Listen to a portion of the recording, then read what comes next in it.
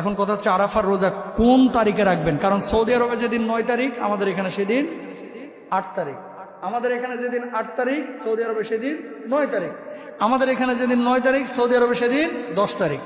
10 তারিখ কিসের দিন জানেন তো? ঈদের দিন, বলেন না। 10 তারিখ কিসের দিন? রোজা রাখা হারাম কয় দিন? 5 দিন। সারা বছরে রোজা রাখা হারাম কয় দিন? আরো জোরে বলেন, কয় দিন? জানেন, এগুলো তো অনেকে জানেন না। সারা বছরে 5 দিন রোজা রাখা হারাম। যেদিন রোজা রাখলে গুনাহ হবে। কি হবে? গুনাহ হবে। খুশির ঠেলায়, এশকের ঠেলায় কিছু ময় মুরব্বী আছে। আমি আমার নানিকে একবার ছোটবেলায়, মানে যখন মাদ্রাসায় পড়ি, আমি বললাম, নানি জিলহজের রোজা কয়টা রাখবা? কয় 10টা। আমাকে 10টা তো মিলবে না, 10 জিলহজ ঈদের দিন, সেদিন কি করবা? কয় পরের দিন রাখবো, 10টা তো মিলাইতেই হবে। আমি কই রোজা রাখা হারাম। এটা অনেক ময় মুরব্বীও জানে না, বুঝছেন। সারা বছরে 5